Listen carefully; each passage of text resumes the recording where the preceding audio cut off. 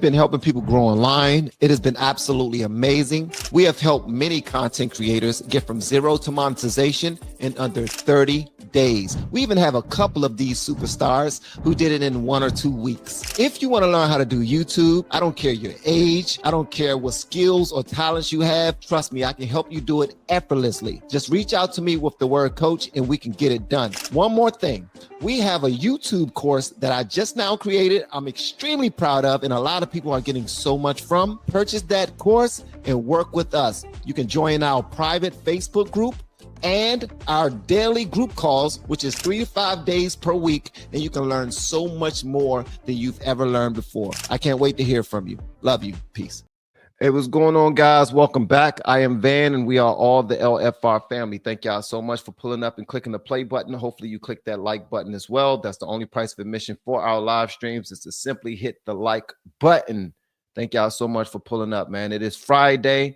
Today is it is May 16th, 2025, and we are on episode number 25 of the morning Vantage. I'm super excited. Usually Fridays get me going anyway. But we got some crazy news to discuss. I know y'all saw the thumbnail. I know y'all see the title.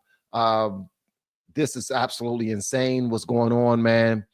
Pull up and let me know where y'all are watching or listening to me this morning. If it's in your car, at work, at home, on your TV, on your phone, wherever you are around the world, what city and state, country you are in, just let me know so I can show you some love. Shout out to all my blues in here who are always so helpful. Sugar Shane pulled up first before anybody, then Shoemaker, and then who pulled up after that? Nanny. What's going on, Nanny's Take on the World? Hey, Michelle, how you doing? Also, we got some others who pulled up, Katarina. And yeah, Katarina. So far, those are the 4 blues that are in the building. Thank y'all so much for pulling up, man. All right, so the first story that we're going to discuss before we discuss any stories, I want to let y'all know what's on the docket for today. Just in case somebody pull up, I want them to know exactly what we're discussing today. All right, we're going to talk about Chris Brown being arrested in the UK after he posted online free Tory Lanez. He got arrested in the UK. We're going to talk about Democrats pushing for reparations. We're going to talk about James Comey, currently under fire for past Trump threats. We're going to talk about the judge pleads not guilty to concealing illegal aliens. We already know that they are guilty. We're going to talk about the Supreme Court rejecting moments of threat limit. We're also going to discuss a Texas mother accused of helping her son plan a school shooting. Yeah, that actually happened. We're going to talk about this right here. This story right here is going crazy. We definitely got to discuss this as well. A pregnant woman who has been brain dead for the last 90 days. 90 days is kept alive. She's being kept alive because she's pregnant and they're trying to save the baby, and the family is fighting to get them to pull the plug because it's stressful for them and they don't know what type of state the baby's going to be in, and there's an argument of abortion and all this other stuff. And our main story that we're starting out with is this one right here.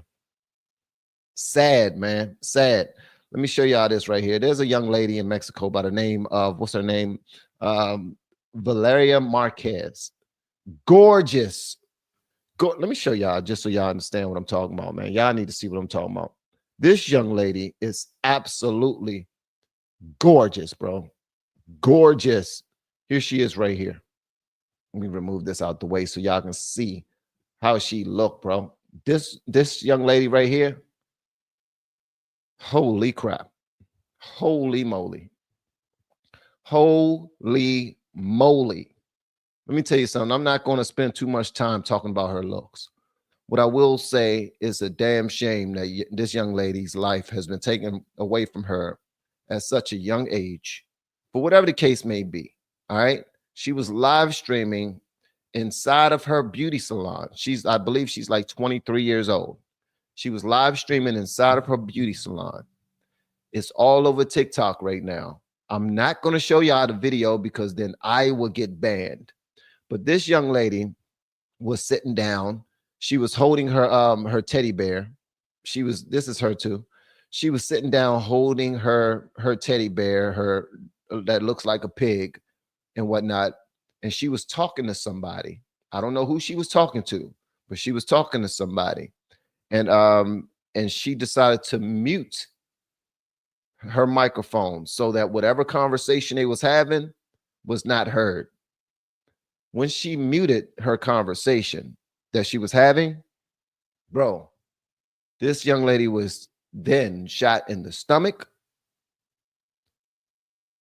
And then she was shot in the head 2 times while live streaming.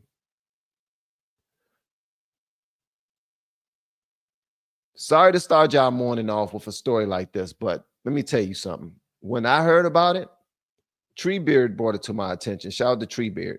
Treebeard brought this story to my attention. And I immediately looked at it, and the type of stuff that's being shared online, bro, the type of stuff that's being shared online is it's breaking my heart, man. It's where we are right now.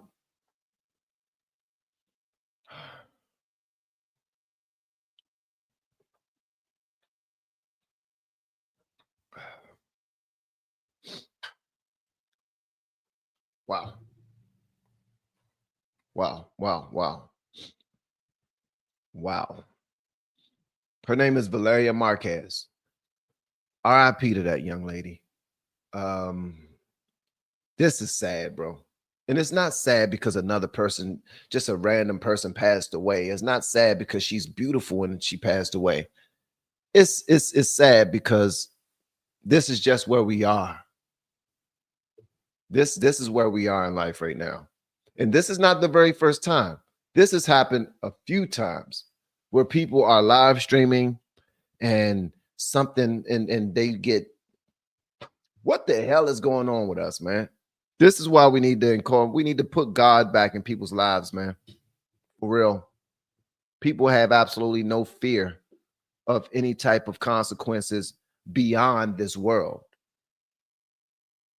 They have no fear of consequences in this world, but they definitely have no fear of consequences beyond this world. And this is absolutely insane. Wow.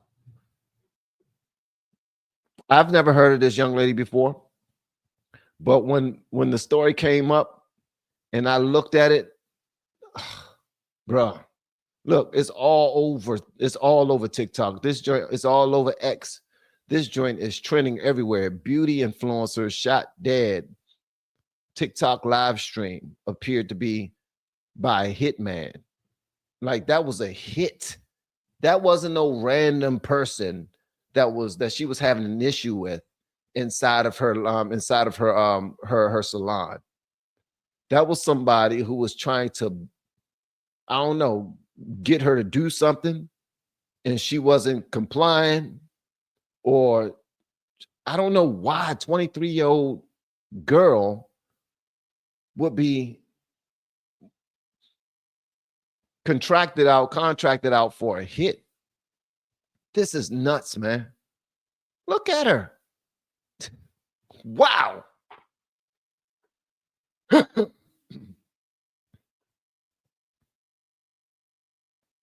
Wow.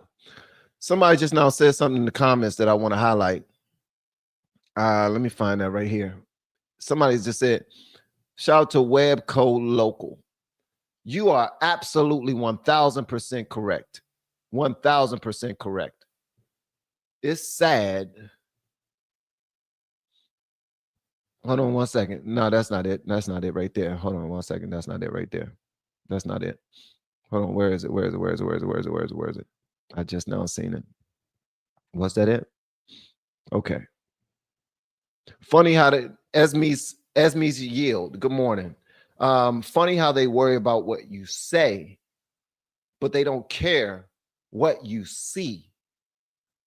This stuff will be ingrained in our minds. If you brave enough to go and put her name on X and see the video for yourself, feel free. I'm not sharing it on here because I'm not crazy. I might be a little crazy, but I'm not sharing it on here. I am a little crazy, but I'm still not sharing it on here. This is nuts, man. RIP to this young lady. Jesus. And not only because she's gorgeous, but also because she's gorgeous. Look at this young lady. I mean, seriously? Why would anybody want to cause any type of harm to her? I mean, she is.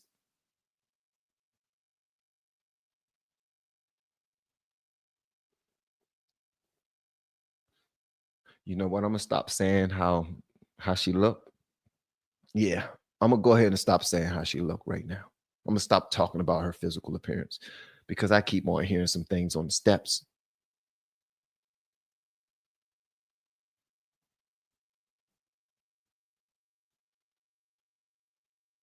And I know I can feel that my wife can hear me right now. I just know she can hear me right now. She's probably like, who's gorgeous? Who looks amazing? Who's this beauty that he's talking about? Why is she so pretty that she shouldn't have the hair touched on her head? I need to see this lady. Who in the hell is this lady?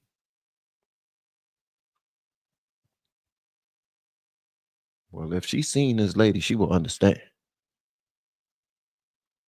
This is one of them type of ladies. Let me tell you something. This lady right here, nobody in the world will look at her and say she's ugly. Nobody.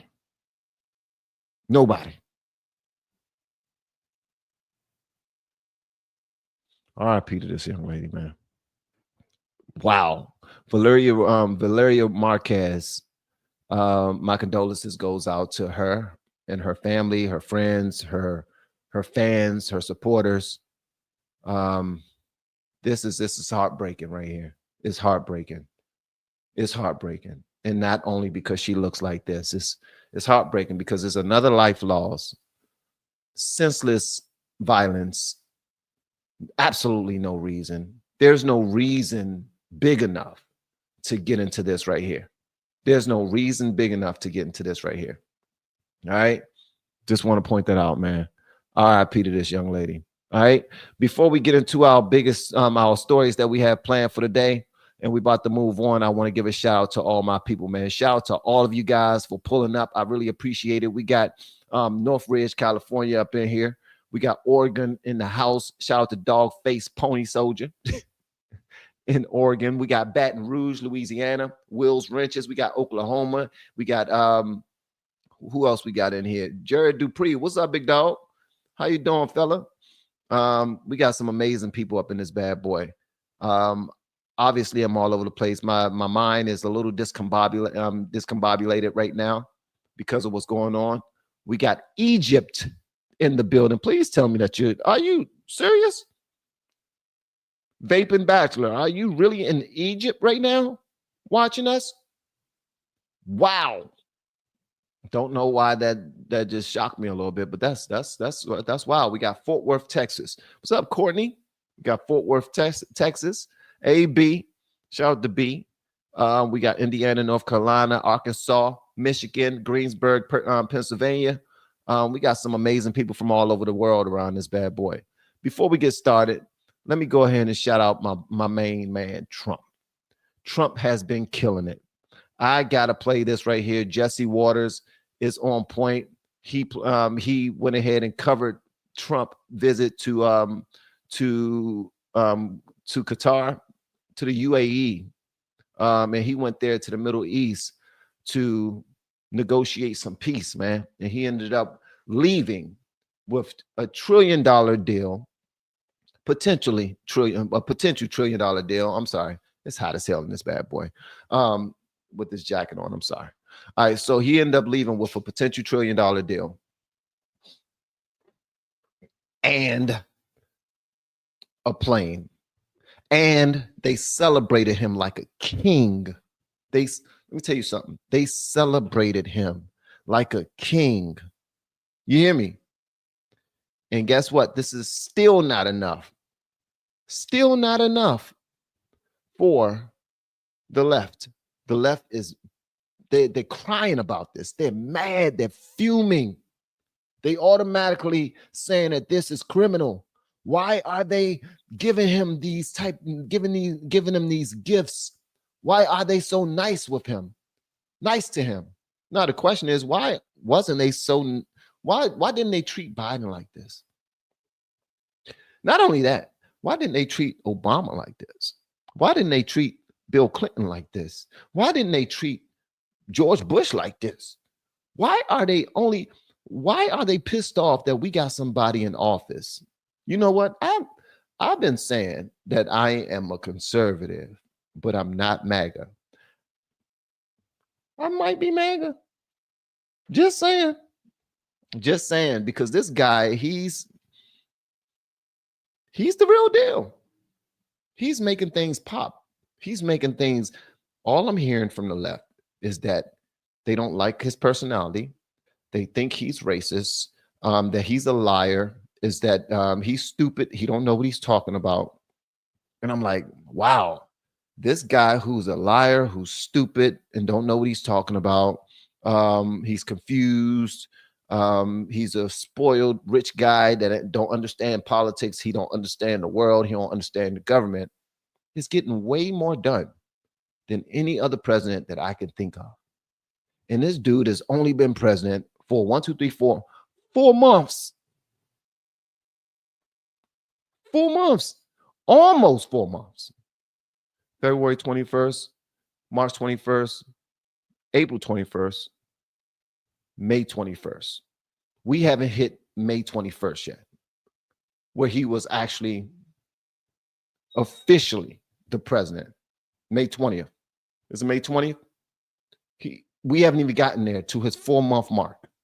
And this dude has done more in 4 months than our last president has done in 4 years. Please make that make sense. And I'm not speaking from a biased point of view. I'm speaking from somebody who's just now starting to accept the way that conservatives do business, the way that conservatives get things done. And when I see this, it blows my freaking mind, bro. It blows my mind. Watch this right here. I'm not going to play a whole lot of it, but watch. Jesse Waters, he covered this. This was absolutely phenomenal. Y'all let me know whatever y'all want me to know in the comments. Love y'all, man. Y'all are dope. Thank you for joining me this morning. Well, Trump woke up in Qatar this morning and told the Sheikh, last night was fun, but I got to go. The Qatari said, please stay. We have more jets.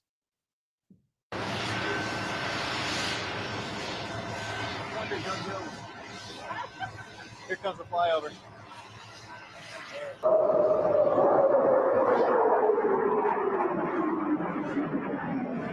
Trump said, I love you, but there's someone else. 47 then went to one of the richest countries of all, the United Arab Emirates.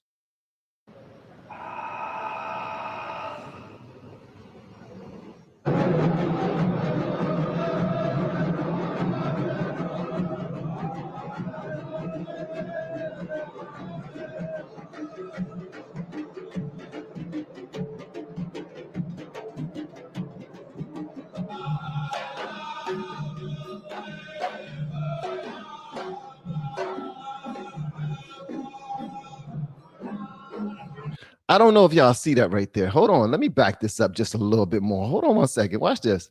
This right here was dope. Look, and yeah, somebody probably missed this right here, but isn't it in these places in Qatar, don't the women have to cover their heads, right? Please let me know if I'm wrong. Don't the women usually cover their heads as a show of respect to their men? But when they do show their hair, it's like something extra. It's like more loving. Is more intimate. So they usually cover their hairs, right?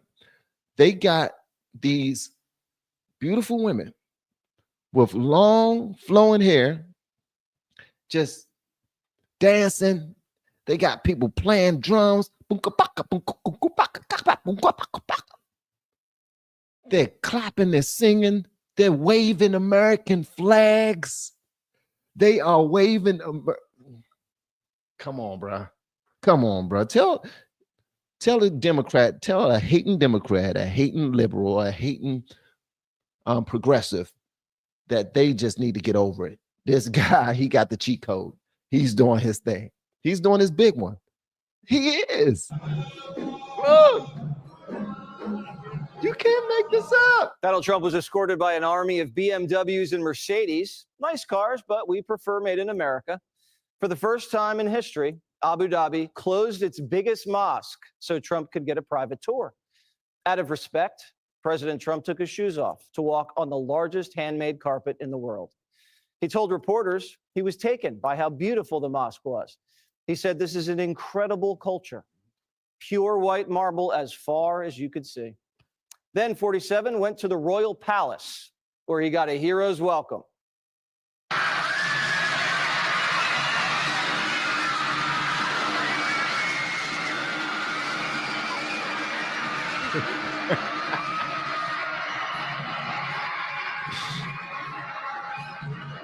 Whatever happened, whatever happened to when they were saying the world hates these leaders around the world? They're laughing at us. They think we're a joke. They think Trump's a joke. They hate us. They're going to start bombing us. They're going to start going through. Whatever happened to all that? Huh? Whatever happened to all that? Hey, shout out to Miss Mika in the morning. Good morning, Miss Mika. She says, Van, you know I go to UAE a lot. This is major. This is major. And I have a pic at the mosque. It is beautiful. How in the world you got so much reach? Let me borrow $13 into my next blessing. Mika, let me borrow a couple of pennies into my next blessing, because you all in UAE. I can't even go to Florida until I save up a couple of dollars. You way out UAE taking pictures at the mosque. That's nuts. Thank you so much for the super chat. I really appreciate it. I got to go visit. I got to travel abroad so that I can see some things. But this right here, let me tell you something. Thank you so much for the super chats, Mika. I appreciate you. Thank you, thank you, thank you. This dude is being celebrated. It's a difference from being like we got this meeting with the American president, and we're just going to put together some random thing just when he come, we're going to show him some respect, sit down, have some tea, broker a deal, and then get him up out of here. It wasn't that. It looked like they genuinely loved this dude. It looked like they genuinely love everything about him and what he stands for. This is nuts. I'm here for it. At this point, Trump's shaking every hand in the Mideast. I shook more hands than any human being is capable of doing. That was a long deal, and they were big people.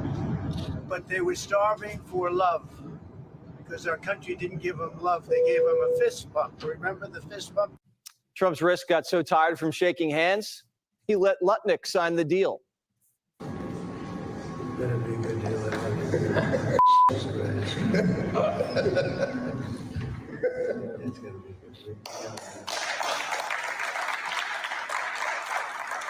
The UAE is investing $1.4 trillion in America. We're building a huge AI data center in their country, and they lit up their city red, white, and blue to celebrate. But that might have been topped when the royal awarded Trump with his country's highest honor. I am honored to announce that His Highness Sheikh Mohammed bin Zayed Al Nahyan bestows the Order of Zayed upon President Trump. Wow. Many sites have Trump favored to win the Nobel Peace Prize. On this trip, he kind of earned it. America spent trillions trying to bring peace to the Middle East, and now Trump's making them pay us, and they love us. Today, 47 said he's getting close to making a deal with Iran. But if they don't play ball, things could get ugly. Iran's losing friends in the Middle East. Trump's making nice with the bad boys. This plan's been a decade in the making.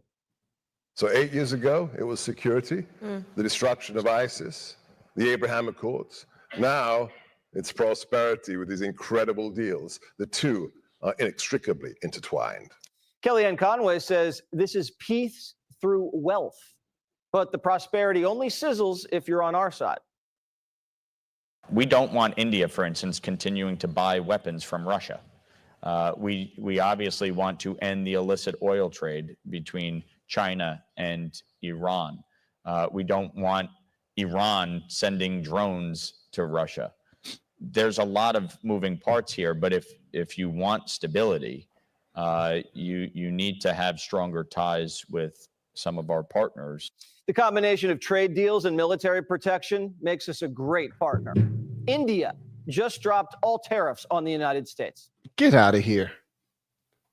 Get out of here. Get out of here. So you mean to tell me that he's actually doing great business? That the businessman who dropped out of business school and was just a disgrace to his family and a disgrace to this country is actually brokering some phenomenal deals around the world. He got China to bend the knee. He got Canada to bend the knee. Israel has dropped. Bruh. Hold up. And then y'all, shout out to Miss Mika. Shout out to Miss Mika. Check this out. Check this. What? She's a star. She's a star. She's a star. Shout out to Miss Mika. Miss Mika's so dope. Look at her. Look. Hey, y'all see her. Y'all see her. Go ahead. Look at her. Out there killing it. That's what I'm talking about. That's what I'm talking about, Miss Mika. Let's go. Oh, get out of here. You look amazing. Dope. Shout out to Ms. Mika. Let me tell you something. Trump is cooking. He's cooking everybody. I'm going to show y'all something real quick. Hold on. Check this out. I just now ran across this video right quick where CNN, talking about Scott Jennings. Hold on one second. Trump, Qatar. Hold on one second. Y'all got to see this. I just now saw this and I said, I'm not going to share it because they was on there just debating about Trump and over at Qatar. Let me see. Check this out. Because they're so pissed, man. They are so pissed. Let me see here. Check this out right here. Scott Jennings is always cooking. I want y'all to see this, man. Hit the like button if you haven't already. I want this video to go super viral. Not sure if we can make that happen, but if it does, it does. If it doesn't, it doesn't. You know what I mean? Maybe people aren't supposed to see this. The ones who are here with me, I appreciate you guys for being here with me. Katarina, what's going on? Renee, what's up, Renee? Shout out to my people, man. Y'all are so dope. Check this out right here. This is CNN's panel. What is remarkable is that, I mean, you've alluded to it. He has remade the Republican Party's orthodoxy on several issues. I mean, it's no small thing. And I think whether it's on trade, whether it's on this issues of war and peace, it's not just the policy, it's also the language. I mean, the party, to your point, had been a hawkish party. We spoke hawkishly. We acted hawkishly at times. Trump speaks of peace before he speaks of war. Not that he's averse to lighting up our enemies when it matters, ask the Houthi rebels. But he has reset the language of the Republican Party in a way that, you're right, it's not the same language of Bush. It's not the same language of Reagan.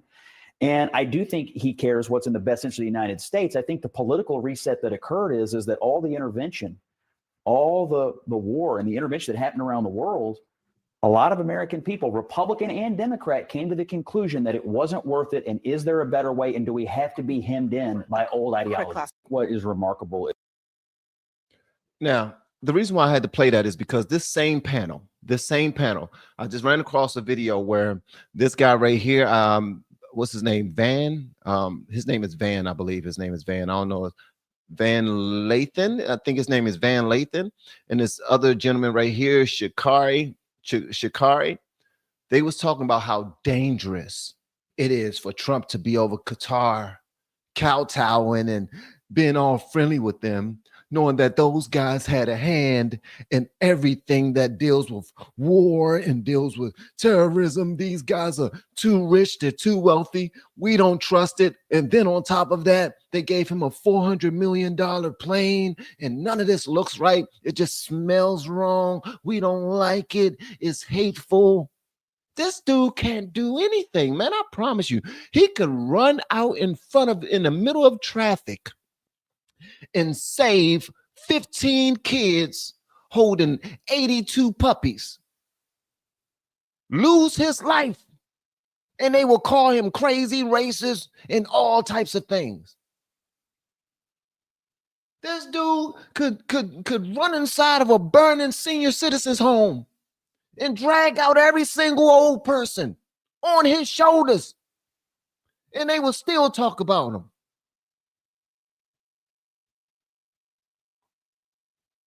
Bruh, y'all remember when they was having a conversation with him? It was one young lady on, I don't know, it was CNN. And she was trying to talk about the Ukraine and Russia war, right? And she was trying to get a gotcha moment so that she can go viral. And she asked him, whose side are you on? Do you want Russia to win or do you want Ukraine to win? What's going on? Which one do you want to? And he said, I just want them to stop fighting. I want people to stop dying. And they didn't believe him. I thought that was the perfect answer. I thought it was the perfect answer. But it wasn't enough for them because they don't believe him. But when you see him in his actions right now, this dude is going around the world and making things pop. He's like, yo, the Don is in the building now. And so what we need to talk about? What's up? What's up? The Don is in the building now. What we need to talk about? We need to stop this. Y'all BSing. We messing up our money. People dying everywhere. Nobody's winning in this. What we need to do to fix it? I need to know. I don't want to talk about nothing else, but how we going to fix it?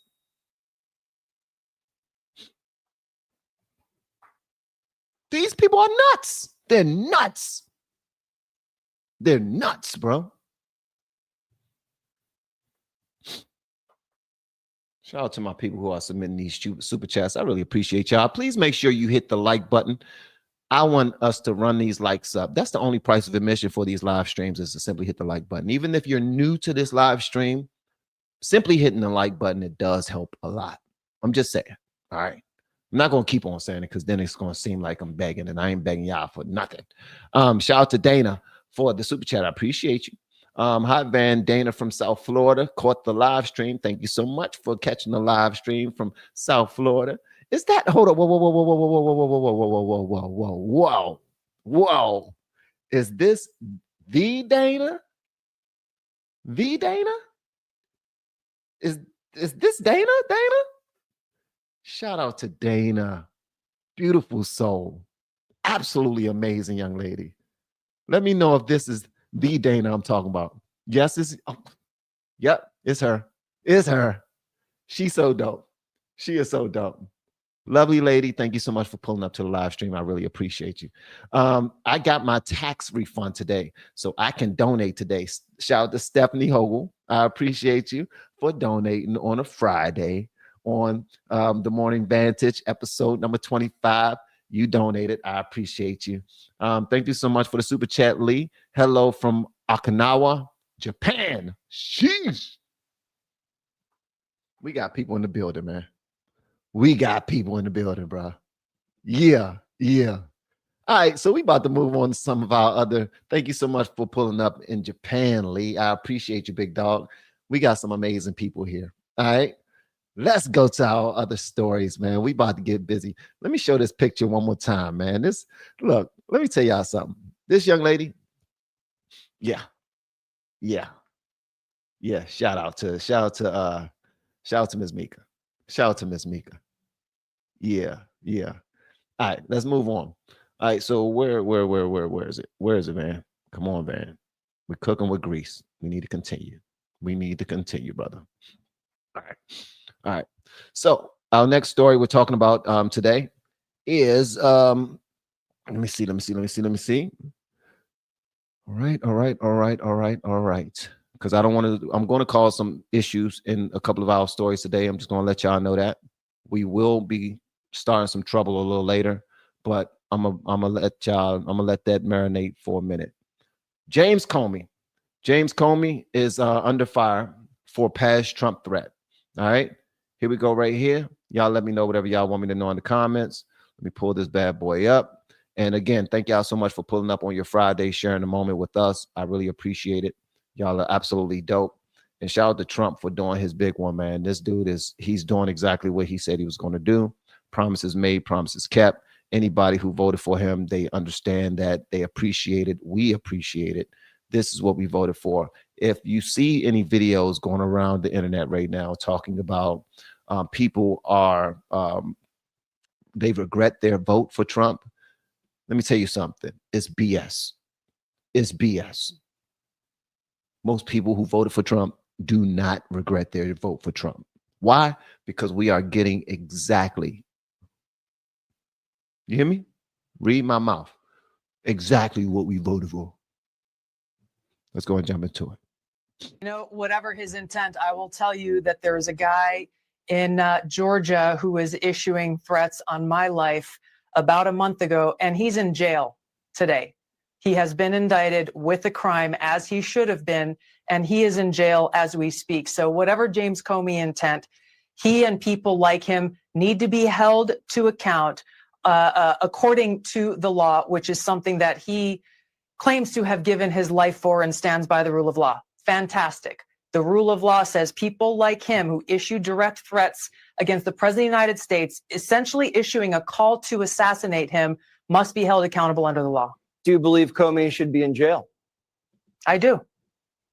Any other person with a position of influence that he has, people who take very seriously what a guy of his stature, his experience, and what the propaganda media has built him up to be, I'm very concerned for the president's life. We've already seen assassination attempts. I'm very concerned for his life. And James Comey, in my view, should be held accountable and put behind bars for this.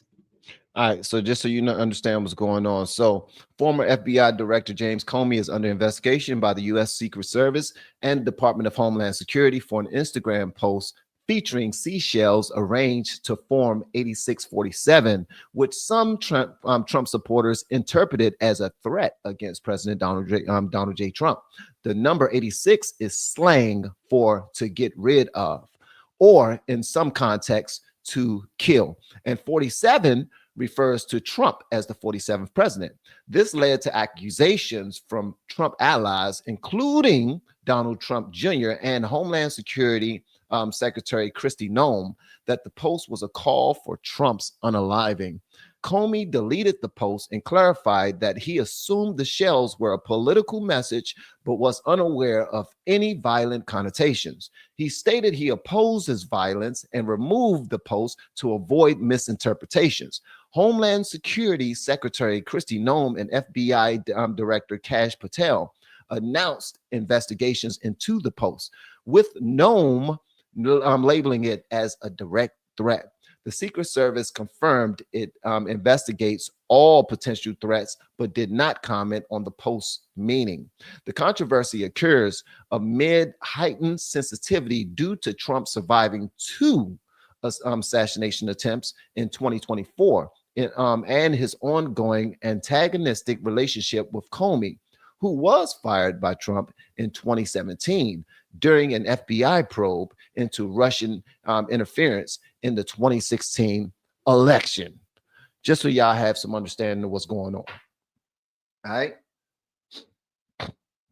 This some good juicy stuff right here. Hold on 1 second. Let me blow my nose, guys.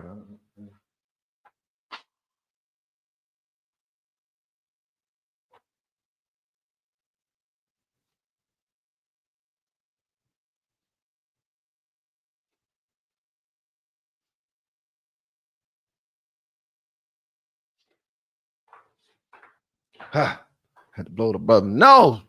Yeah. All right. Had to blow my nose real quick. All right. What we got going on over here? Thank you so much for the super chat, young lady.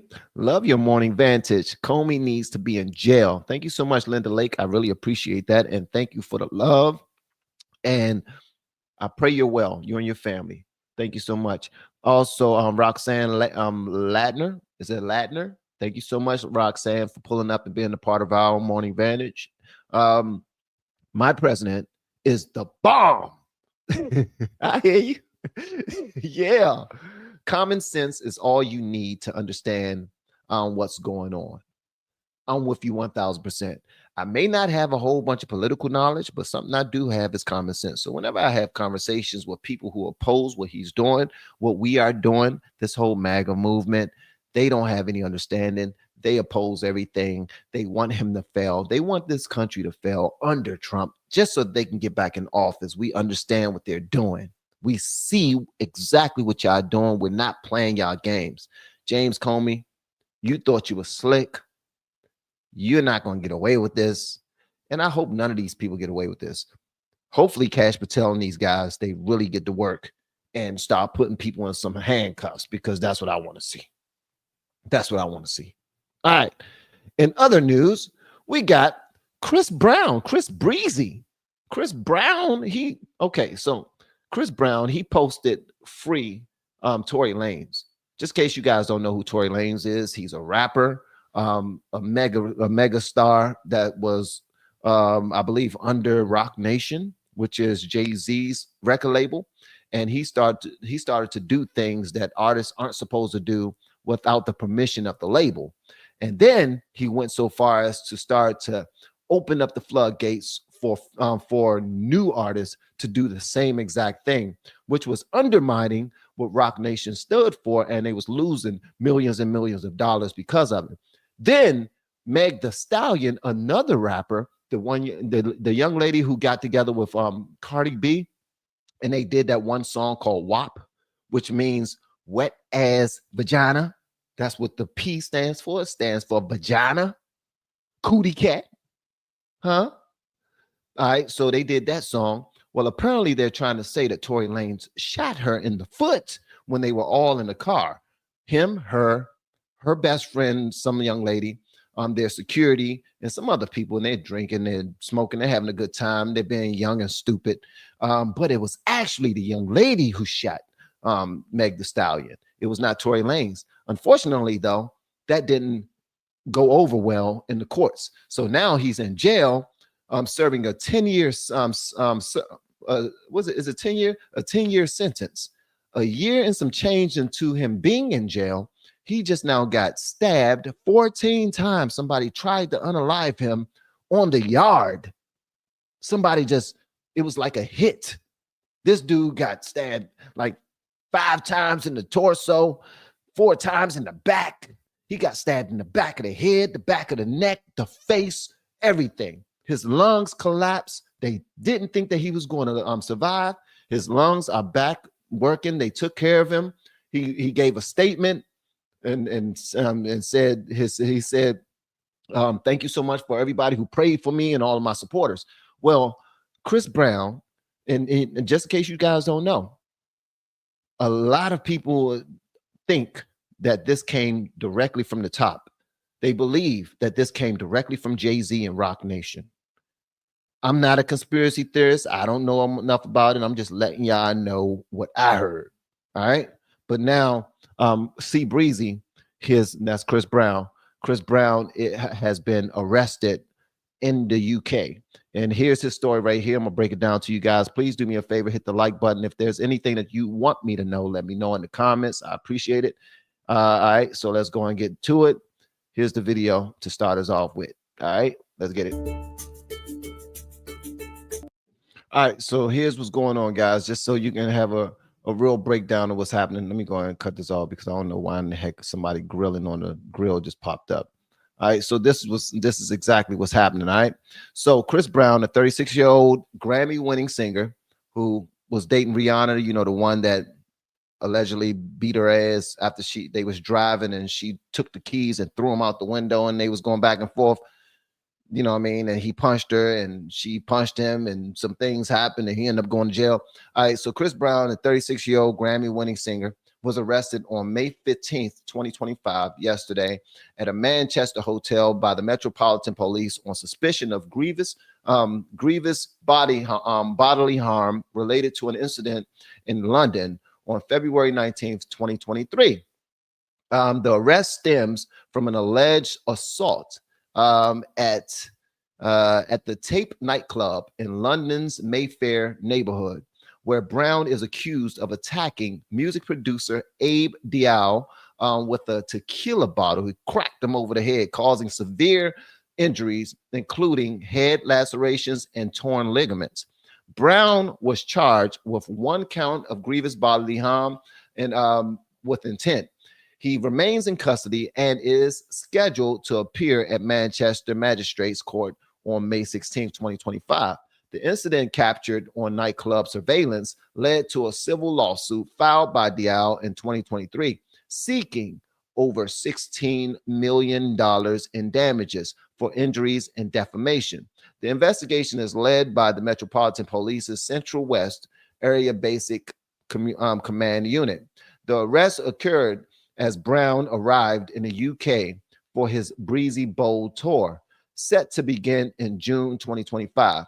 His history of legal issues, including a 2009 assault conviction, adds context to the controversy, with potential impacts on his tour schedule unclear. That's unclear. All right. So I had to put that out there. You know what I mean? Chris Brown apparently cracked somebody over the head in a bar, at a club. We don't know what happened, but we do know that the person who got cracked is suing him for $16 million. Let me tell you something. I'm not the type of person that's so quick to judge when it comes to these type of situations. I do also know that that these extremely wealthy influencers and artists and actors and actresses, they play in the world, in the field of Hollywood, and all of that is supposed to be evil, and we automatically just do not stand with them. I've always been a Chris Brown fan, so I'm hoping that the truth comes out, and whatever the case may be, it is what it is. Hopefully, the brother is not vindicated because he's Chris Brown, but vindicated from maybe the dude did something to him. Maybe he hit him first. Maybe they can find something out that shows that he's not just being targeted because he's a music star. All right. Because he's a superstar. All right.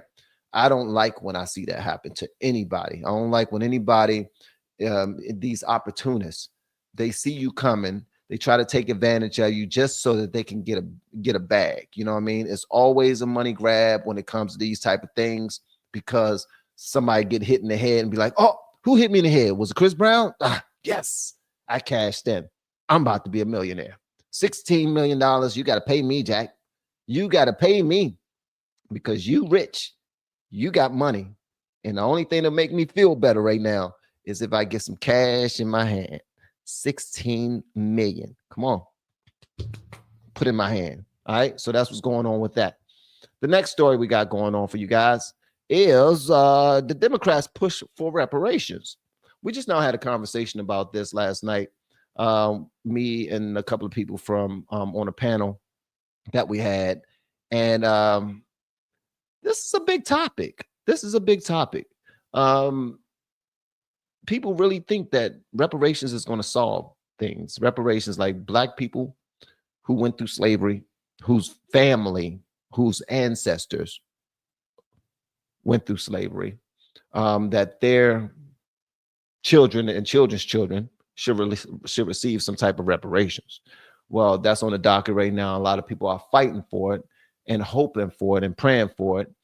But at the end of the day, it's not making sense to a lot of people. I want to show y'all this video that that came up. I actually have it on my Twitter, on my X feed, and I'm going to show it to you guys. Not from my X feed, but from this website, The Hill, so that you can see it for yourself. Please do me a favor, if you haven't already, click the like button to this live stream so that it does what it do. All right. Thank y'all so much again for pulling up. I appreciate you guys. Here we go. Let's get it. To say that there's no more waiting, no more watering down, no more putting justice on layaway. Black folks are owed more than thoughts and prayers. And we're owed repair, we're owed restitution, and we're owed justice. For over 400 years, this country has profited off the stolen labor, the stolen land, and stolen lives of Black people.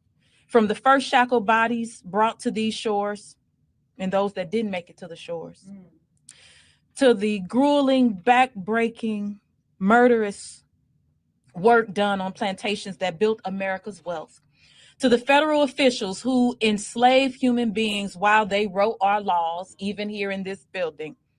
America has been cashing checks written in Black blood. America has been cashing checks written in Black blood. That's what they're saying. America has been cashing checks written in Black blood. Let me tell you something. All right. First of all, I'm Black. If we do receive reparations, I want my check. But I don't believe that reparations should be doled out because I don't see the point in it. I don't see how we can make sense of giving a whole slew of people millions of dollars just because their family went through something a long time ago. We don't even know our family that went through that. We're not connected to any of them. We don't go through any of this, and the people who are living their tax money shouldn't have to pay for that. They shouldn't have to put it in our pockets to take care of us. A lot of the people that we walk shoulder to shoulder with, hand to hand with, we work with, we party with, we love on, we share this country with, bro, they should be able to say what happens with their tax money. These people didn't do a damn thing to my ancestors. Our forefathers did. Some other people did. All right. But again, I'm Black. If that's a benefit that's given to Black people, guess what? Y'all gonna see LFR in the line like this. I got my ticket. I'll be like, standing right in the line, like, okay, don't worry about it. I'll do something for y'all. I give a party, you know what I mean? I'll probably send all of y'all some LFR family hats, like this right here, like this one right there that I got on. I'll send y'all some of these.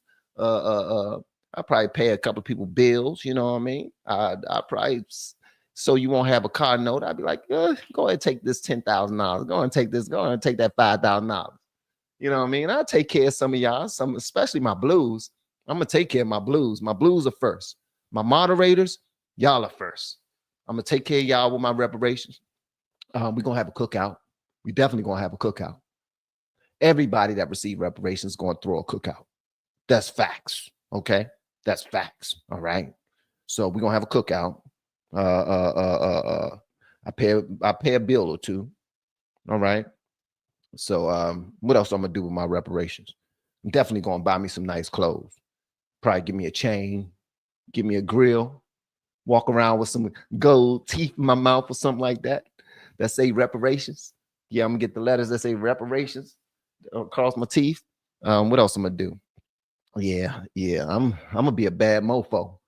I'm probably give me a nice little car. No, I'm not. I already got me a pickup truck that I love, but I might put some new rims on that bad boy with my reparations check. All right. Also, it's so much confusion on how we would do this. Like, is this every Black person getting reparations? Every Black person getting reparations? What about Black people who migrated over here in the last 100 years, last 50 years? How about them? How about people who are mixed? Remember back in the day, the one drop rule? They say if you got Black blood in you, if you got any type of Black blood in you, you're Black. So does this mean the Pope get reparations? Because Sunny Hostin on The View, she said that the Pope is Black. Do he get reparations? Huh? All right, so that's just how I'm looking at it, man. I'm thinking about what I'm gonna spend my reparations check on right now. Right now. Make sure you put your bid in if you got some bills that you need paid. All right. If you got some medical things that you done been through and you don't know how you're gonna take care of them, all right, school loans or something like that, I got you when my reparations check come in. All right, you'll be like, Van, let me borrow like $50. You'll be like, you right on time, because guess what? My reparations check just hit. Yeah, how much they give us? Now, I don't know how, we don't even know how much they would give people for reparations. Yeah, so now y'all got, I might change my attitude on this reparations thing. I don't think it makes sense for us to get it, but I'm a beneficiary, so it's a little tricky. It's a little tricky. I don't know. 1320 Bushido, what's going on? Morning, Van. The older I get, 54, the more I make that Clint Eastwood face in the movie Gran Torino in terms of stories like this. Thank you so much for the super chat, big dog. I used to watch Clint Eastwood when I was younger because Clint is my middle name. I didn't know where the hell that came from. I asked my mother, where did she get the name Clint? And she said she used to watch Clint Eastwood. I don't know if she was making that up and just telling me that because it was just something real quick to say. Or maybe she meant it. Maybe she's seen Clint Eastwood saying, make my day, punk. Go ahead, punk, make my day. Before he started flipping his 6-shooter and then shot somebody in the face. You know what I mean? So it's a beautiful thing when you see somebody flip a 6-shooter, shoot somebody in the face, then hop on a horse, and then drive off into the sunset. You know what I mean? So shout out to Clint Eastwood. Thank you so much for the super chat, big dog. Good morning, Hydro Man 5002. This is the Democrats' way to get black votes back, because why didn't they try when they were running things? Here's the thing. They are pandering to black people. That's all they do is pander to black people. That's their go-to. But it ain't going to work. It didn't work last election where Kamala said, yeah, we're going to do this for black people. And Biden said, yeah, we're going to do this for black people. We're going to get them jobs. As a matter of fact, if I run for president, I'm going to run with a black woman on my shoulder so that I can get the black vote. You always know that they're pandering to the blacks. They want the black vote. But guess what? It ain't going to do a damn thing for you. Y'all had all the black votes. 92% of them. 92% of black people voted for the Democrats, and y'all are still trying to pander to them. It ain't happening, Jack. It ain't happening. Y'all just, let me tell y'all something. The more we have these conversations, the more ignorant we sound. The more we have these conversations, the more ignorant we sound. But again, guys, if that reparation check come in, I'm gonna go and get in line. I'm not even gonna lie to you. I'm gonna go and get in line, get my check. But I'll make sure I look out for y'all. Thank you, Hydro Man, for the super chat. Hilo boy for life. Nah, you not black, yo. You're not black, bro. You're an American. Yeah, America. Yeah, on the way to save the mother. Yeah, America. Yeah, freedom is the only way. America. Yeah. Yeah, I'm American. I'm American. Also,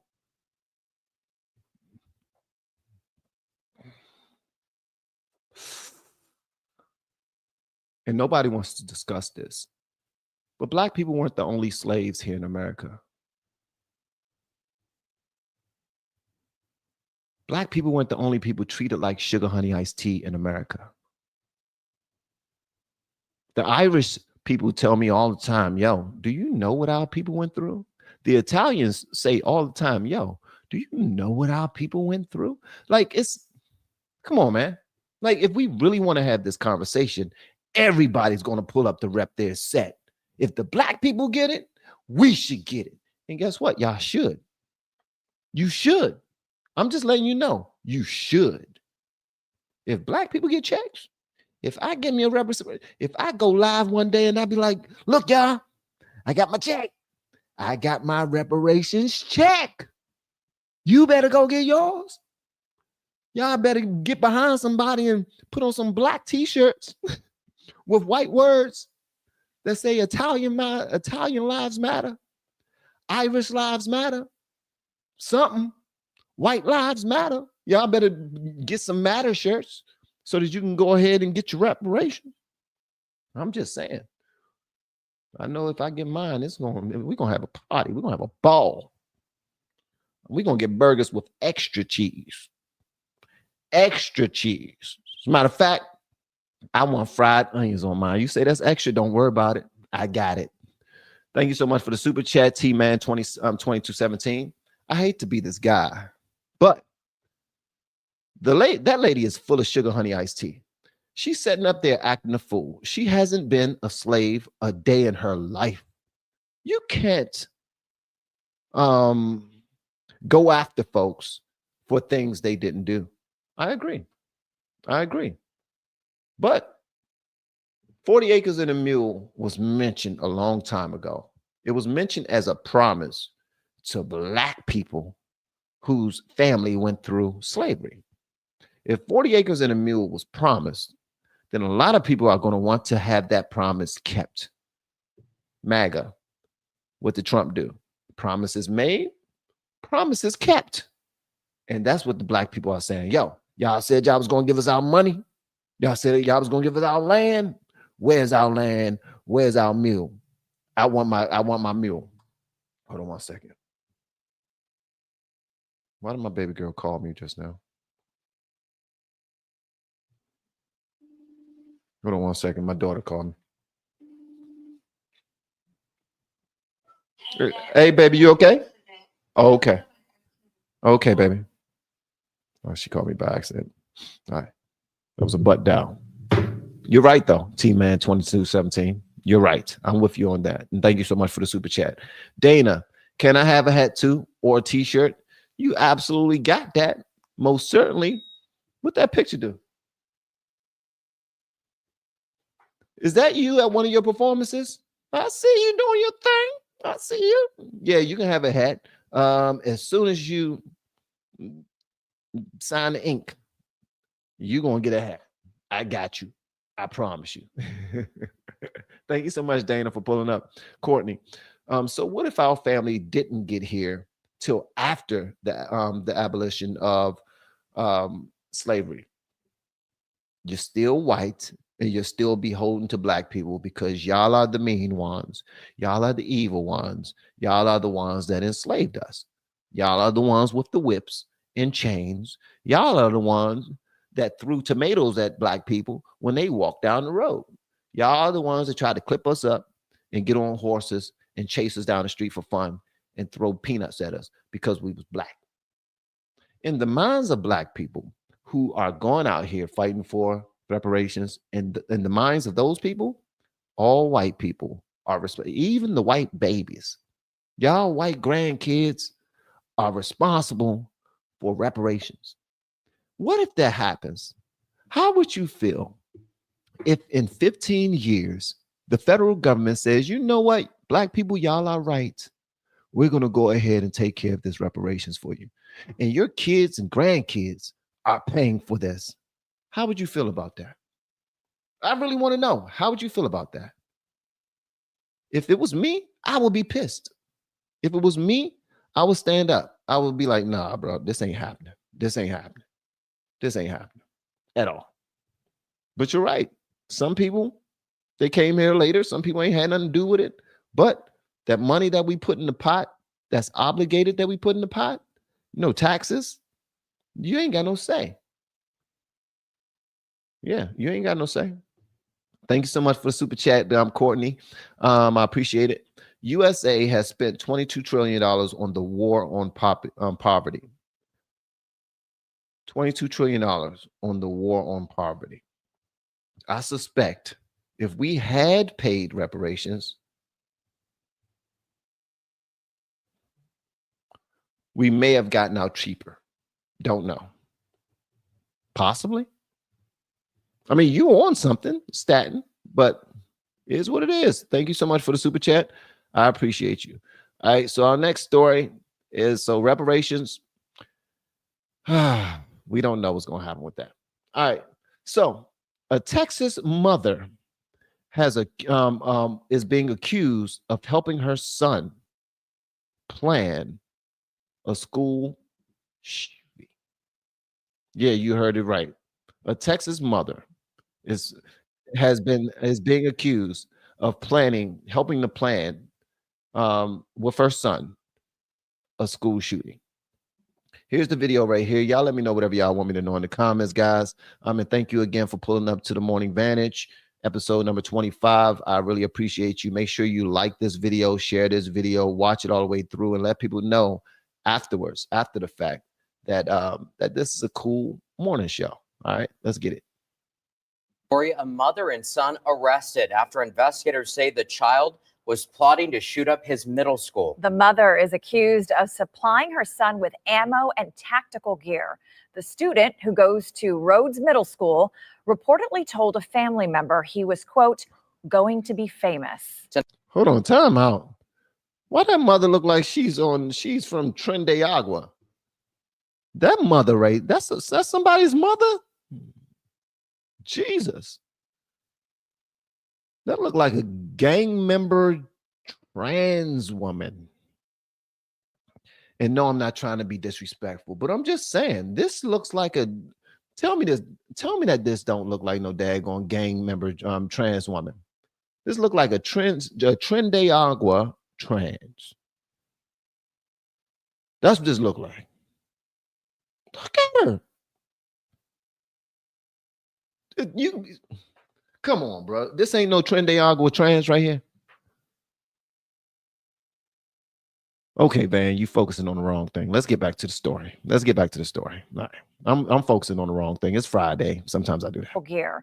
The student, who goes to Rhodes Middle School, reportedly told a family member he was, quote, going to be famous. Tonight, KENS 5 reporter Megan Reina is following this story. Megan, what did investigators say was found at the family home? Well, Henry Easties, according to the arrest warrant, a relative found a loaded magazine, an improvised explosive device, and a note listing the names of mass shooters. I think the world is getting scary. Parents at Rhodes Middle School are disturbed but relieved after a student was arrested for a terrorism charge Monday. According to this arrest warrant, the student's mother, Ashley Pardo, is accused of supplying him with ammunition and tactical gear. For a mother to do that, it makes me feel like, what kind of mother is she to be supplying her children with that? The warrant states this January, the student was caught with drawings that included a map of the school and a rifle. Then in April, it states he was caught researching mass shootings on the school's computer. He was suspended, then sent to an alternative school, but returned back to Rhodes May 8th. It feels terrifying. Then on Monday, investigators say the child told a relative he was, quote, going to be famous before leaving for school. The relative then searched his room and found ammunition and an improvised explosive device with For Britain Tarrant written on it. Tarrant is a 2019 New Zealand mosque shooter. The student allegedly showed up to school with tactical pants, a camo jacket, and mask, but left before police showed up. They eventually arrested him off campus. His mother reportedly told the school she was not concerned with her son's behavior. Parents questioned what would have happened if that relative didn't speak up. I thank God and I thank her for that, because anything could have happened. You don't know. I could have lost my daughter. You know? Yeah, that was crazy, man. That's nuts. That is nuts. Where is she right now? Where is she? Hold on 1 second. Where is she? There she go right there. All right, so here's the story. This is absolutely insane. All right, so her name is Ashley Pardo. She's 36 years old. She was arrested for allegedly aiding her 17-year-old son in planning a school shooting at Ellison High School in Killeen, Texas, in exchange for him babysitting his younger siblings. All right, so here's the conversation. Mijo, I need for you to watch your kid, watch your younger brother and sister. I gotta make a run. But Mom, I have a school shooting to plan. Unless you're going to help me plan it, I can't watch my younger sister and brother. Mijo, don't worry, I will help you. I will help you figure this out. I have guns, I have camo, I have a plan. I've been thinking about this as well. I got great ideas on how to get this through. We can get it done together. But I got to make a run, and I need you to watch your younger brother and sister. But Mom, I got to plan the school shooting. I told you I will help you, mijo. I told you I would help you. And then they started planning, right? The son was suspended in April 2025, researching mass shootings on a school computer. He was doing his research.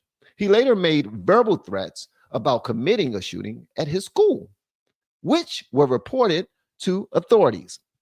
Police found a notebook in the teen's possession detailing all of the plans to attack the school during a pep rally or graduation, including diagrams, timelines, and a list of weapons. Text messages between Pardo and her son confirmed her awareness and support of the plan. Could you imagine that, bro? Could you imagine texting back and forth with your mother like, Mom, I got this. While you're out, do you mind stopping past Walmart for me? What you need from Walmart? I need a rifle. I got you. Is this for what we talking about? That thing we working on? Yes, it's for that. I got you. Pardo faces a felony charge of aiding in the commission of terrorism, a rare charge in Texas, and is held on a $100,000 bond. Her son faces juvenile charges and is detained in the Bell County Juvenile Detention Center. The Killeen Independent School District notified parents of the thwarted plot, emphasizing safety measures.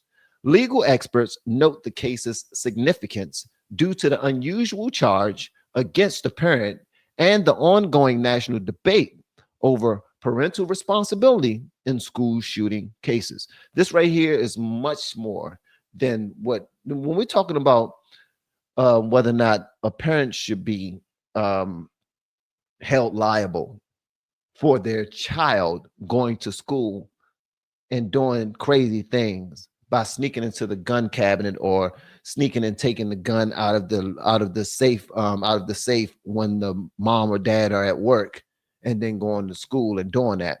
That is completely different from actually planning to do the deed with your mom. She's an accomplice. As a matter of fact, she might even be the mastermind. She got him doing all the research and everything. And she's making sure that everything is detailed and structured and in a good space before they move forward. This is not the same as the other situations that we have been seeing in the news over the last 10 years. She actually planned it with them. So she's an assailant, man. She's an accomplice. This is an accomplice right here, if not the mastermind behind this. Y'all let me know what y'all think about this. I think this is absolutely insane. Absolutely insane. All right. The next story I want to discuss is this right here.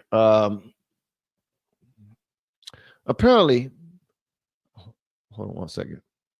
A pregnant, brain dead woman is kept on life support. The abortion argument is all around this. I'm going to show y'all exactly what's going on. Please do me a favor, hit the like button, guys. This is something that was introduced to me by my wife. She told me about this yesterday. When she told me about it, I was like, yo, I got to check this out. I'm going to pull this up. So here's the story right here, just so you guys know. Apparently, the young lady is, she's been, I'm going to let y'all hear the story first, and then we're going to go ahead and get into it. Let me pull it up. And thanks again for hanging out with me, guys. Make sure you hit that like button if you haven't already. I'm assuming that we have more than 800 likes on the video so far. I'm just going to assume that. All right. I want to hear y'all brutal honesty. I don't hold back any punches. Brutal honesty only after I play this video. Y'all let me know whatever y'all want me to know in the comments. Love y'all, man. Let's get it. Tonight, a Metro Atlanta mother lies brain dead in a hospital room, being kept alive only because she's pregnant. So her case is now raising a lot of new questions about Georgia's controversial heartbeat law. Adriana Smith's family says they've been forced to wait without a voice while doctors try to keep her body functioning long enough to deliver her baby. 11 Alive's Cody Alcorn is live outside of Emory Midtown, where Adriana was just moved hours ago. Cody, what have you learned about what's going on here? Well, Jennifer and Ron, Adriana has been on a ventilator for the past 90 days. Now, as you mentioned, she was moved here just hours ago, so doctors can deliver her baby when it is time. Her family visits her every day, including her young son, who believes his mom is just sleeping. A crushing emotional toll, as you can imagine. The family says it's been made worse because they have no say on what happens next. 30-year-old Adriana Smith was about 9 weeks pregnant when she started having bad headaches in February. Enough to know that something was wrong. April Newkirk says her daughter went to Northside Hospital for help. They gave her some medication, but they didn't do any tests. Didn't do any CT scans. If they did, they would have caught it. The next morning, Adriana's boyfriend noticed something was terribly wrong. She was gasping for air in her sleep, gargling. More than likely it was blood. She was taken to Emory, Decatur, and then she was transferred here. To Emory University Hospital, where Adriana worked as an RN. Unfortunately, there was nothing doctors could do. They did a CT scan and she had blood clots all in her head. So they had asked me if they could do a procedure to relieve them, and I said yes. And then they called me back and they said that they couldn't do it. Doctors declared Adriana brain dead. So I feel as if somebody dropped the ball at the hospitals, and her boyfriend asked, please keep her. If she was kept at the hospital, we wouldn't be here. Because of Georgia's heartbeat bill, which bans abortions after a fetal heartbeat is detected, her family says they weren't given any say in what happens next. It's torture for me. I come here and I see my daughter breathing by the ventilator, but she's not there. And I'm touching her. And she has a son who I bring to see her. Now, 21 weeks pregnant, her baby's health uncertain. She's pregnant with my grandson, but my grandson may be blind, may not be able to walk, wheelchair bound. We don't know if he'll live once she has him. A situation she says no one should be forced into. It should have been left up to the family because I'm in my 50s, her dad is in his 50s, so we're going to have the responsibility with her partner to raise her sons, you know? And I'm not saying that we would have chose to terminate her pregnancy. What I'm saying is we should have had a choice. We should have. It's likely doctors will not induce Adriana for at least another month. And it's not just the baby's health the family is worried about, also a medical bill. They say that continues to grow every day.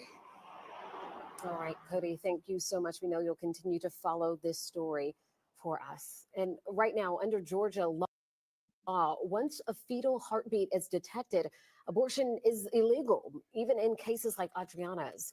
In most states, decisions would defer to the mother or the next of kin, especially if the baby is unlikely to survive. But because Adriana is brain dead and no longer technically at risk herself, the law requires doctors to keep her alive until the baby can survive on its own.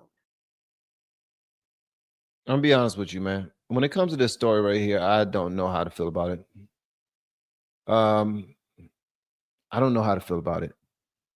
They said once in this state, once the doctors detect a heartbeat from the baby in the womb, an abortion is illegal.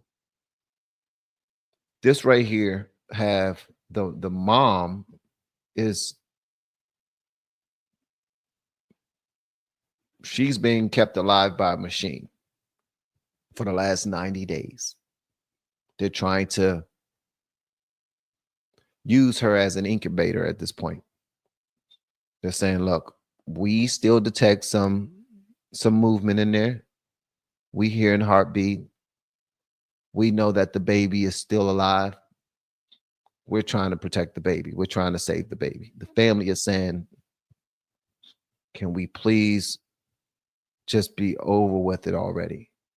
And it sounds harsh at first when they say it, but it also sounds logical when they say it as well, because that's her daughter, that's her grandbaby. That's it's just a lot that goes on with this. Just in case you don't know, I'm extremely uncomfortable when I discuss this right now. I really don't know if it's the correct thing. I don't know if it's good for the child's health, if the child is growing in that state right now. Yes, we should look out for the child. The child is still living. The mom, something happened to her that no one can explain. The doctors can't explain. She went to the doctor for an issue. They end up sending her home for that issue. She ends up coughing up blood and all this other stuff and going back, being brain dead after that. Bro, I don't know what to say. This right here is harsh. I'm going to turn to y'all for this one. That's what I'm gonna do. And thank you so much for the super chat, stat, and I really appreciate it. I thank God for that. I thank her. I don't know what I said at the moment that you sent me this, so please refresh my memory. And thank you so much for the super chat. And thank you for the super sticker, Yoga Joe. I appreciate it. Let me look at these chats and see what y'all are putting in there. Let me see. She says she has a partner. So if the dad is around, the baby should live. Sounds like the baby is a miracle baby.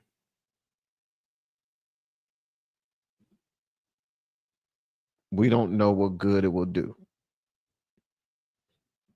How is the baby getting nutrients through a dead placenta? I mean, all of this is really good feedback. I don't know what to say. I'd leave it up to the families involved at this point. Anonymity to T2. That will probably be my decision as well. I'm just keeping it a buck with y'all. I will leave it up to the family in hopes that they make whatever the right decision is. Because right now I don't know what the right decision is, but I will actually leave it up to the family. The doctors can do testing to determine baby viability through an ultrasound. If she had those nasty foot-long blood clots, it's from jacked up mRNA jabs. Let me see. Don't unalive the miracle. The family should sue the hospital for not taking care of this patient. They should be liable. Okay. My son, and this is from Gen X. What's going on, Gen X? My son lost his dad suddenly when he was 6. I don't know if this situation would have been better. It is just sad, but if the baby survived, then it's worth it. You got one life that's gone. You got a potential life that's on its way, that's growing right now, potential life that's on its way. What the mother said, what the baby's grandmother said, we don't know if the baby's going to be brain dead. We don't know if the baby's going to be not going to be able to move by itself or be in a wheelchair and all these other things. We don't know any of these things. And she also put it out there too that her and her husband, they're older. She already have another child that they're going to be helping to raise. It's going to be a lot on them. This is the family that are going to be taking care of it. It's a lot, man. It's not cut and dry. Some people can look at this and just be like, please, you don't suppose to get rid of a baby. I stand by no abortions ever. If the baby has a chance to survive, screw that mother. I'm not that. Let me tell you something. You might see it as not being heartless. I think that's a little cold. Just to say, yo, it's cut and dry. We make a decision that quick. It's done. It's done. We're going to save the baby. Damn the mother. The mother is already on her way up out here. She's had 20-something years to enjoy life. She experienced life. She's traveled. She's had great food and drinks. She started a family. She made love.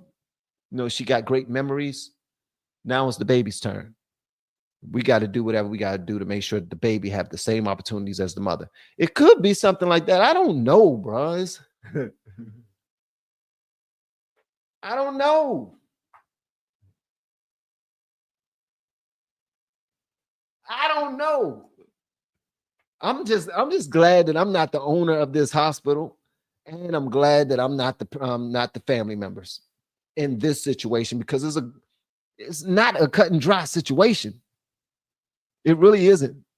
It really isn't. They need to keep the baby alive. Period. The placenta is not dead.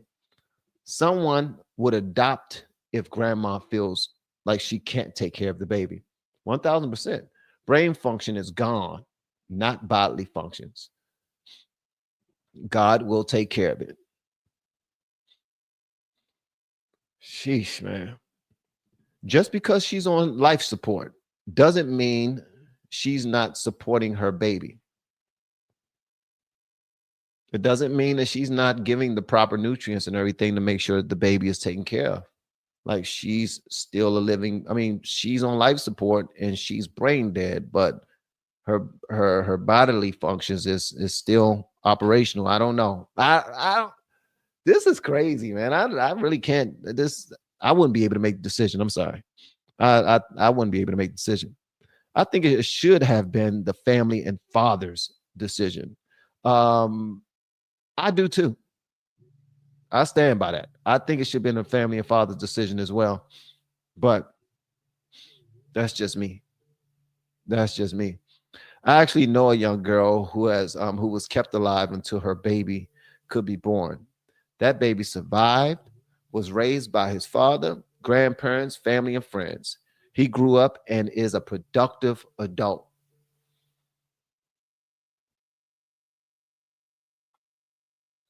This testimony could be the baby's testimony, but it could go another way. Who knows?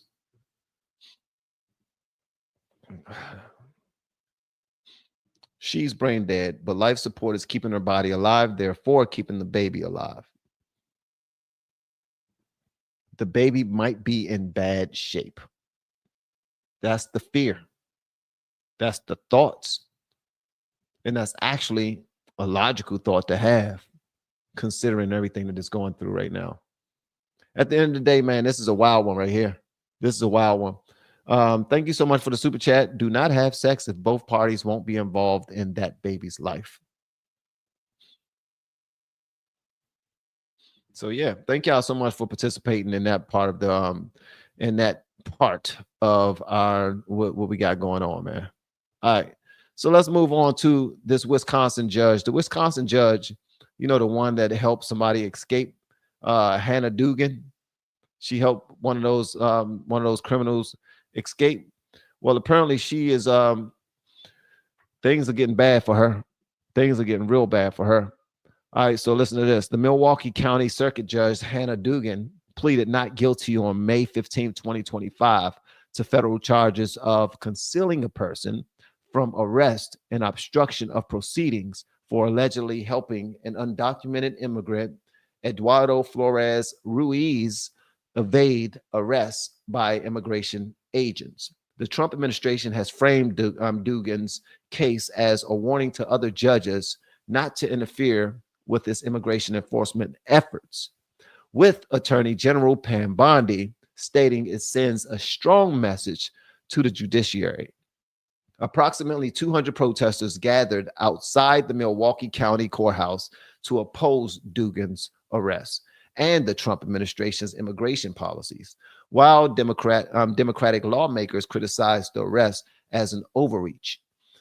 Dugan was indicted by a federal grand jury on May 13, 2025, and has been temporarily suspended from her judicial duties by the Wisconsin Supreme Court, which cited public interest in the decision.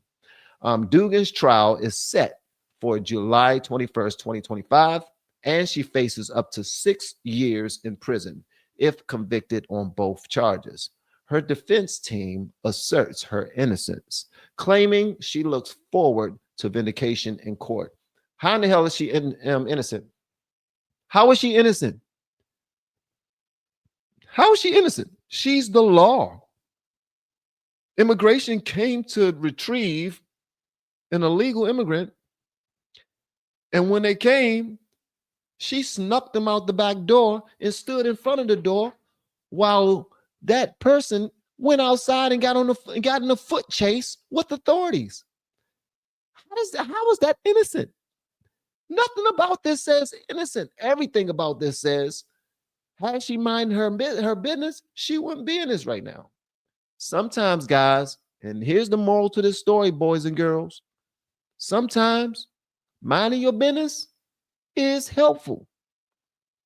I'm 47 years old, and I attribute some of that to me being able to live this long, coming up in DC and Maryland. I attribute that to knowing when to mind my damn business. She got in the way of law enforcement, and she's the law. Make that make sense? I'm the law, but I'm going to help somebody break the law who's already broke the law? Do that make sense to anybody? I'm the law, but I'm going to help somebody break the law who already broke the law that's running away from the law. My job is to enforce the law. I'm the main one. I'm Queen Ding-a-ling. These people are getting so infatuated with this political landscape we're in. Like, they take a side and they're just nonsensical. They're just doing things off of emotion and ruining their entire career that they worked so hard for, simply because they're emotionally tied to the fact that they don't like the way that their president is doing things. I don't like that President Trump is trying to fix stuff. That makes no sense to me. Makes absolutely no sense to me. Sorry. He appointed Tom Homan to do his thing. And Tom Homan is doing his thing. And these justices, these judges, continue to try to overstep. They're hiding people in their house. They're having cookouts and barbecues, inviting all of Trinidad out here. Everybody come. They're going to the gun range and shooting the high power guns, rifles with silencers alongside gang members. Just drinking beers, eating some burgers, shooting guns with gang members who are running from the law so that they not be deported. All of these judges who interfere, y'all need to be arrested. It's not that, listen, if I was a judge, this would be an easy case. This won't be no long drawn out thing. If I was a jury in this case, we'll be out by lunch. We will be out by lunch. Guilty verdict by lunch.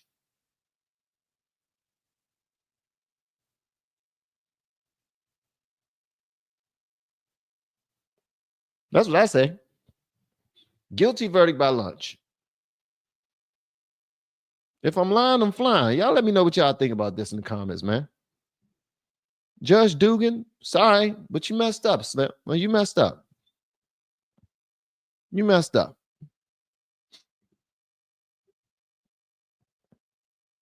All right. So we have another one right here. All right. So a Supreme Court rejects moment of threat limit in excessive force suits. All right. So this is actually happening. Hold on one second.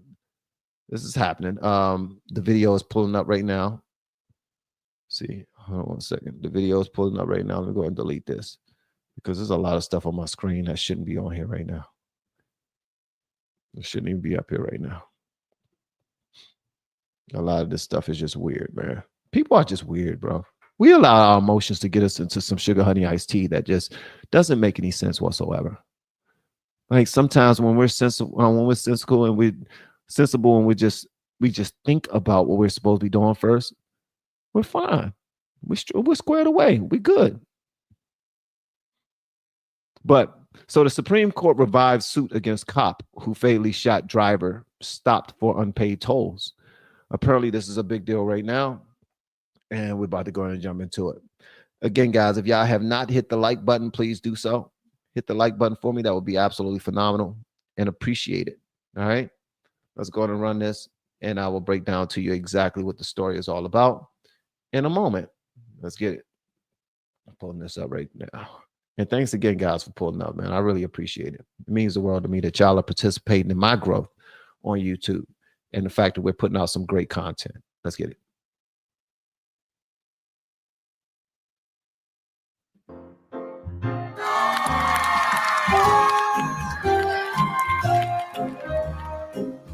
Yay! I think what I like about it is that I am having a very strongly negative reaction to it. Please take your mom where you are.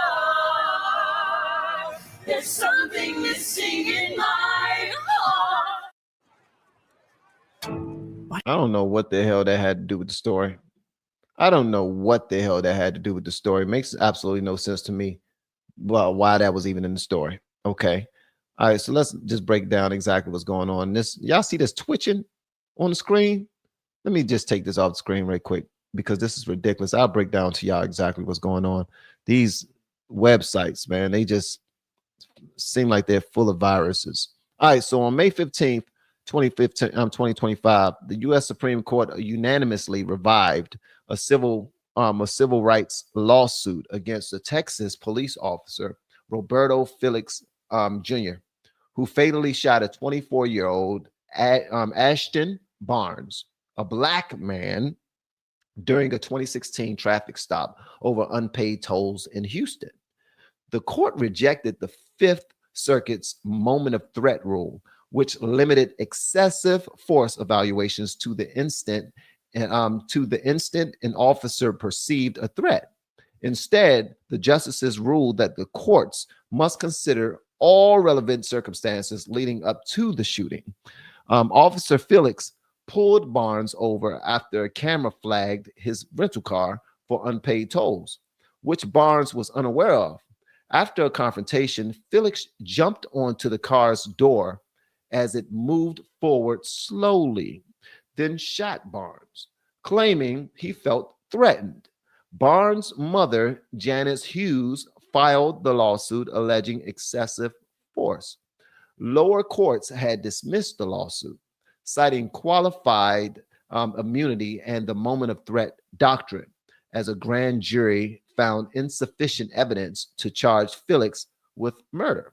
The Supreme Court's ruling allows the case to proceed for further review.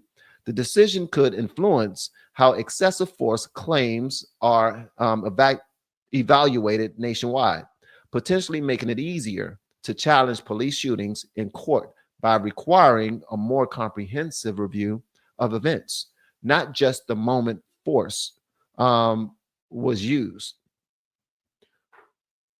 So a black man was unalived by Ruiz. His name is Felix. So I'm thinking that's probably like Roberto Felix Jr. I'm thinking Hispanic police officer. And the other gentleman was 24 years old. And they're trying to make it a thing again. What do y'all think about this, man? Do y'all think that they should bring this back and try to bring the police back to court and all that other stuff? Because I'm not that knowledgeable about this this story. Let me see. Let me go ahead and put it in here. See if there's any more information. Felix Roberto. Let me see. Roberto Felix Jr. Because we know how to find stuff. Roberto Felix Jr. All right.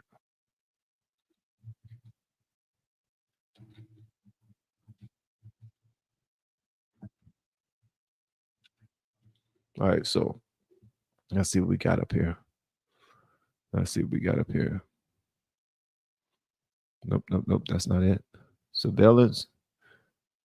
Nope, this is not it either. All right. Roberto Felix Jr., Ashton Barnes. Let me put that in there.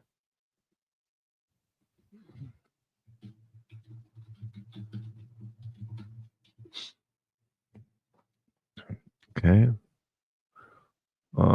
This is not it either.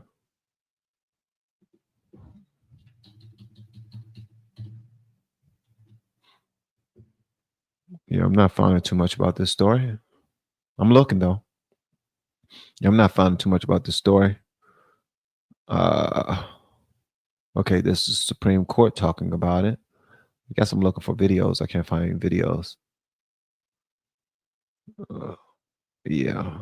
The Supreme Court rules totality of circumstances must be considered in police shootings. The Supreme Court ruled that, let me show you exactly what I'm looking at, guys, so you can share in this moment with me.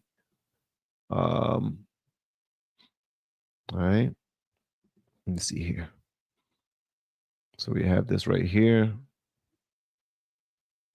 Okay, got guns up here. Don't really want to show all of that. Don't know what's going on in that. Move this out the way. The Supreme Court has unanimously ruled to reopen a civil rights lawsuit against Texas police officer Roberto Felix Jr., who fatally shot Ashton Barnes. 2016 traffic stop. Positioned himself door sill. Let me see here. A black man was driving a rental car when Felix stopped him for unpaid tolls linked to the vehicle as Barnes attempted to retrieve documentation. The car moved. So he went to go get the documentation. He didn't put it in park. So he went to go get the documentation. That's what they're saying. He didn't put the car in park. The car started moving. And then when the car started moving, the officer fired 2 shots. He positioned himself on a door sill to fire 2 shots. Previous courts dismissed excessive force claims under the moment of threat doctrine, but Justice Alina Kagan emphasized that such cases must be evaluated based on the totality of the circumstances. The decision sets a precedent of reassessing how law enforcement officers' use of force is judged in future civil rights lawsuits. Just like anything else, I'm gonna let you know this. I don't take any position on this right here. I don't have enough information. I didn't see any video in order to really make a decision, to give a full decision on this. I will say this though. I hope all the facts come out so that we can make that decision. They said there was a video. I was looking for the video. I can't find it. Don't know if it's still on the internet. Might be, might not be, but I can't find it. I just hope the facts come out so that we can be all done with it. All right. So yeah. So that's all. That's it right there. Let me see here. I'm an eighth Black. My white ancestors were killed for Black freedom and rights, and they were slaves themselves, being Irish before that. I want mine. So Brian Scott is saying he wants his daggone reparations. Brian, I hope you get them, brother. And once you do, I want you to become a VIP of the LFR family content creation coaching. Okay. VIP is this, guy. So this is real cool. Let me tell y'all this right quick. So I am a YouTube content creation coach. When I hit 250,000 subscribers, I wanted to start coaching then, but I didn't have the balls to move forward. But I did put out a video to show people exactly how to do reactions, to do what I do. But then I told myself, and over the time, I've paid for courses and coaches myself to learn how to do this. I told myself that once I hit 1 million subscribers and I collectively make $1 million on YouTube alone, just from paid ads and whatnot, Google AdSense, that's when I will start teaching people how to do this YouTube stuff. So now we have a course. It's inside the descriptions, very first course, and it's dope. And then we have a private Facebook group, and we have private group calls between me and everybody that's in the group. All right. But I also have a white glove service called VIP. That's when you sit in front of your computer, you record your videos. All right. I'll walk you through all of that. You record your videos, and then you cut your computer off. After that, my team, your team, will chop those videos up, thumbnail them, upload them to your channel, and help you move your channel a little faster. Okay. That's what we do to help people out. It's called a white glove service. It's VIP, and it's dope. All right. If you want to have more information on that, email me with VIP and we can move from there. Or you can check it out in the same link where the course is inside of the descriptions. It gives a bit of information on it as well in that, and you can order it directly from there. I would love to work with you and help you in your YouTube journey. All right. I know what I'm talking about when it comes to this YouTube stuff, but I am not a guru. I'm just somebody that learned some things while trying to figure out this machine called YouTube. Because content creation helped me leave my full-time government job, my good government job. I work for DOD, Department of Defense. I worked on a research laboratory for 17 years, and I was doing daggone good. I had many friends. They don't invite me to the holiday parties anymore because I'm a conservative content creator. Hurts a little bit. I cry at night, but I'm okay. All right. But I'm helping people do this YouTube thing. And if you want to learn how to do it as well, I can coach you in the group level, or I can show you how it's really done on the white glove level with VIP. All right. Again, guys, thank y'all so much for pulling up and being a part of my morning Vantage episode 25. Y'all are absolutely phenomenal. Hopefully you hit the like button already before while you were here. And if you haven't, make sure you hit it right now. Hit that like button. If you have not hit the like button yet, hit the like button. That would be really helpful. Okay. And if you want to share the video, make sure you share it. Just repost it on X, and make sure you tag me. Anybody that shares my videos on X, I make sure that I follow them back on X. Okay. Much love to you guys. I really appreciate you. All of my blues, thank y'all so much for being so helpful. Y'all are so dope. Everybody who submitted a super chat, thank you so much. Y'all are absolutely phenomenal. Hopefully everybody enjoy your weekend. Make sure you give God all praise, glory, and honor just for his grace and his mercy. You can thank the Lord for that roof over your head, them clothes on your back, the food on your table, in your refrigerator, the gasoline in your car. Thank God for your transportation. Thank God for your loved ones being alive and well and living their own lives. All right. But there's so much to be thankful for. But another thing, when you walk past any mirror in your home, please do me a favor and show yourself some love. Okay. This world is dark enough. It's mean enough. You don't need to be mean to yourself. A lot of us don't really appreciate the beauty that we have inside or the beauty that we have on us because of social media. We're constantly comparing ourselves to other people. Even with this content creation thing, a lot of us don't get started because we're always looking at other content creators, thinking that that's the way I'm supposed to do it, but I don't know how to do this. I'm not technological. I don't know how to do technology. I don't know how to edit, do thumbnails. I don't think I can communicate about a topic ad nauseum and sound like I'm intelligent. I would probably lose where I am, and I'm not as creative as I used to be. I don't really have the same go get it that I once had when I was younger. All of those things where you're doubting yourself, that's another reason why I do coaching, because I try to remove that out the way so that you can focus on what's important. You can focus on your goal, focus on leaving a legacy, focus on doing something amazing. And if you are a mom or dad, I'm telling you right now, you have so much to give back to this crazy world. There's youngins out here who need your guidance because their mothers and their fathers are not doing it. Okay? That's why I love so much my own guardian, Diane, who she took the helm. She said, you know what?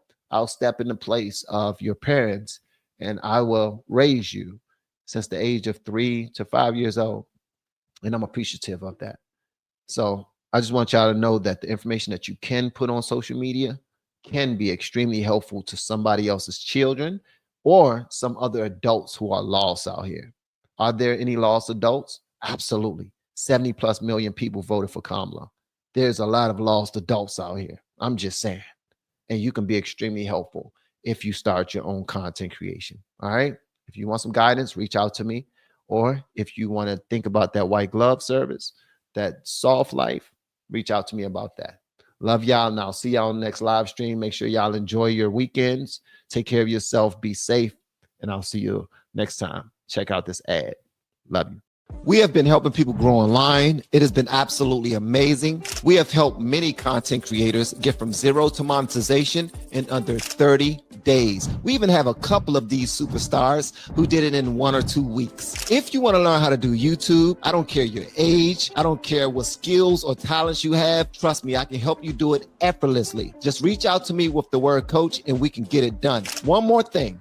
We have a YouTube course that I just now created. I'm extremely proud of, and a lot of people are getting so much from. Purchase that course and work with us. You can join our private Facebook group and our daily group calls, which is 3 to 5 days per week, and you can learn so much more than you've ever learned before. I can't wait to hear from you. Love you. Peace.